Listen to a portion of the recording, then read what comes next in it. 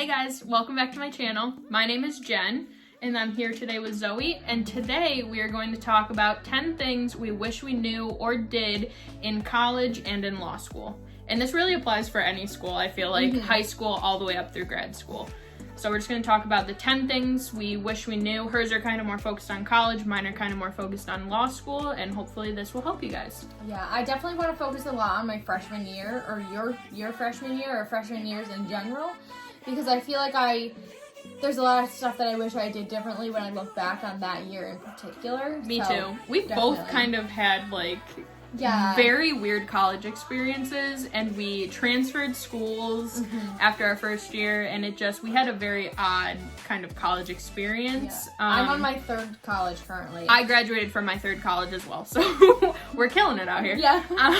But we have learned a lot throughout the time in college and in law school and stuff like that, so I think that these are definitely things that hit home for everybody. But if you're gonna go to college or go to law school or whatever, really that first year sets you up for all the other years. So It's really good to develop good habits then.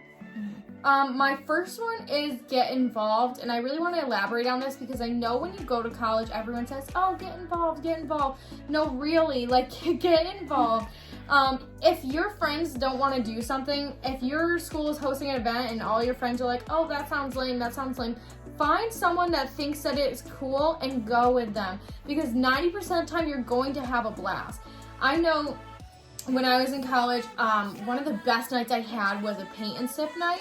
And of course, freshman year, I wasn't old enough to drink, so I was just part of the paint party. And none of my friends wanted to go. They're like, why would I want to do that? We can't even drink there. Why would I want to go to that? And I found one girl in my hall that was like, oh, I kind of wanted to go too. And we went, and it was the best time I've had ever. I still have that painting. Everything that I got involved in and I loved, and all the things I didn't get involved in, I regretted. So if your school is holding an event, just go. I mean, if you go and you show up and you don't like it, you can leave. Nobody's forcing you to stay. But give everything a try and really get involved, because that's how you're going to make the most of your time. I could not agree more with that. I really couldn't. I had 3 roommates my freshman year of college, and none of them really wanted to go out and do anything. I know that I had met some people, and I actually ended up playing on the softball team out there, so that kind of got me out and did different things. But thank God, because my roommates didn't want to go out, and it's scary when you're in college. We understand 100% how scary it is to kind of get up and go out and do things on your own, when I'm sure in high school you were used to having friends that you did everything with, or family or whatever. And so it's just really, you have to force yourself to get up and go out. I could not agree with anything more. That would definitely be such a great advice. My advice on that is treat freshman year like kindergarten. Who cares what anyone else thinks? Because in kindergarten, you don't. And you're there to meet a bunch of people and do a bunch of new stuff and have the time of your life and be a kid while you still can be a kid, because freshman year is really your last chance for that. So really treat it like kindergarten. Just go at it with everything you have.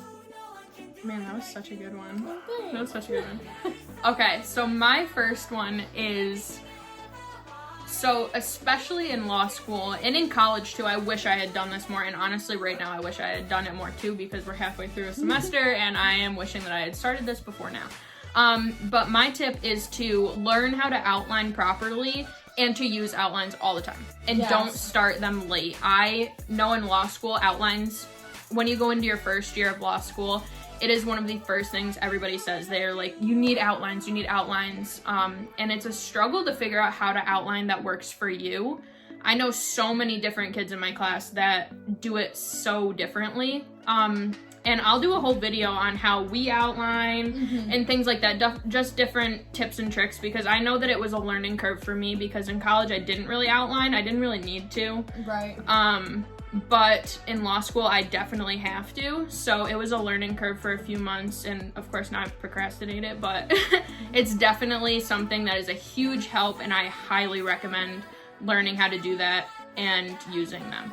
Yeah, and to add off of that, not only outlining, but learn how to highlight properly. Oh my God, yes. That's gonna save your life in so many different areas if you learn how to use your highlighters properly. In high school and in my first few years of college, I was always why do people bring highlighters? What are you gonna do with that? Just make your paper look pretty? Like, I never understood why I was actually gonna use a highlighter. And then when I did use a highlighter, I just highlighted everything I thought was important, and that's not really how it works. No. That's not how We'll highlighting definitely works throw at all. that in the outlining video Yes. too, because I was definitely like that, and I use a color coding system now with my Me too. highlighting when I'm outlining, and I would have never thought about before I got into college and law school and stuff like that, you know, outlining and highlighting are so important, and they really are. Yeah. My next one, we talked about it a little bit, but feel comfortable doing things alone. I felt like in college, my freshman year, I always waited for my roommates or my friends to like be ready to do something because I didn't want to do it by myself. But once I learned that going to the library by myself was way more productive than going to the library with my friends, like learned that it's okay to do things on your own. I definitely agree with that. I started out, so I was very like nervous to do things by myself, but my freshman year of college, it was a weird year, so I ended up doing a lot of things by myself. And one of the things that I used to do that made me more comfortable being out alone is I would go to Target by myself. There was a Target right down the street, and it was like in a little plaza, and there was a Barnes and Noble and like a Christmas tree shop or something like that in there. And so I would go to Target like just about every day. I wouldn't really buy anything, but it was more of just like the act of getting up, getting out, going out and do things by yourself, getting used to being alone. And I would just kind of use that as my me time, or like go get a book or read a book at Barnes and Noble. So my next two kind of go together, so I'll kind of just say them both right now. Don't let school control your life, but also learning to treat school as a job. So I know so many people who recommended this to me when I started law school, and I wish I had known this tip in college because it would have made my life so much easier, but I treat my law school life as a job. So it's like 8 to 4 or 9 to 5, depending on when my classes start. So like right now they start at around 8. So my work life of law school is from 8 to 4. So I work really hard getting homework done, doing classes, outlining, whatever I have to do from 8 o'clock in the morning until 4 o'clock at night. And then I put it down and I walk away. And I think that I have heard so many people who will just let college and let law school completely control their life. I think it's really important to just become disciplined right in the beginning, treat it as a job, and then you get to walk away and you have from 4 o'clock until 8 o'clock the next morning to do whatever you want to do. Mm-hmm. You can go exercise, it's still light out at 4 o'clock, you can go hang out with friends, you can sit in your bed and watch Netflix, but at least you're not stressed about 100 things that you should be doing, even though you'll probably be stressed anyway. But and you'd be surprised how much work you can actually get done in that time if you're just disciplined and tell yourself that you just have to make it till 4 o'clock and then you're done. That's really, really great advice. And to add on to that, I also recommend doing homework at a desk or a table. I know all the time I used to do homework while I was watching TV, and I would just like have the TV on as a background noise, and it would take me 4 hours to write a 2-page paper. Now I go up to my office, I sit down, and it takes me an hour to write a 5-page paper instead. Like, it's just, you have to find that place that works for you and shut out some other things. I definitely think that that's really important too, and now that I have a desk and have set up and everything, I think that's super important. I also think, I know a lot of you are, starting your first year of college or anything like that, and I know that a lot of you are also doing Zoom classes like I am right now. And I think it's very important to set yourself up. I mean, it's just very important because you can focus better if you have your notebook in front of you and if you're kind of in a school setting, even though you're at home or wherever you are. And I definitely think that that's super important too. And it's hard to get into the habit of that. I mean, I'm on my 4th and a half kind of year of school because of all my transferring. And I'm just now using my desk properly. So my next few revolve around if you have the ability to go to school. Obviously, if you're a commuter, that's totally awesome. Still, listen to some of these tips or go out and do some of these or get some of these. But this is really focused around going to college your freshman year. And my first thing would be to bring business clothes. Oh my God, yes. Brought one pair of slacks or whatever they're called, business pants, basically, to my freshman year of college. And I know there was one day where I had to go to court for a class 2 days in a row, and I had to wear the same pair of pants both days because I didn't have anything. And literally the day before, me and my roommate were trying to find a way to go out shopping so that we could find something else to wear because we literally had nothing to wear. You go to college and you think, oh, like, I need clothes to go out in at night, or I need to, like, something to wear to a party, or I need my sweatpants to wear to class and at my 8 a.m. But nobody thinks, like, oh, what if I go on a class field trip where I need to wear something professional? So definitely bring some of those.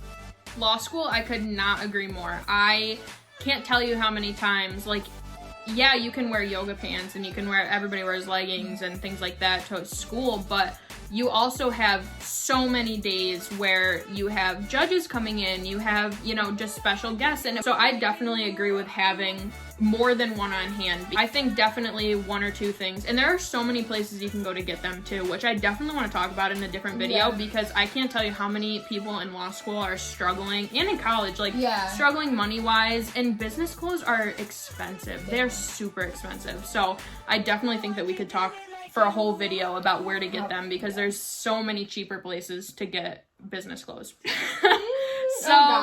Okay, so I had the impression that college and law school were going to be this completely different atmosphere. It wasn't going to be like high school.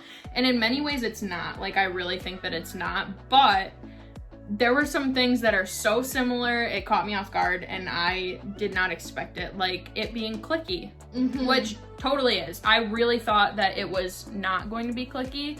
I agree. And I found that college and law school equally are super clicky. It's kind of scary to make friends, but you always have, you know, the sports teams and stuff like that. And it's not that they're clicky in a bad way. It's just that it makes it intimidating to walk up to a group of people instead of one person in the library type deal. So it's just definitely expect it to be like that, but not in a bad way. Right, and don't let it define what you do.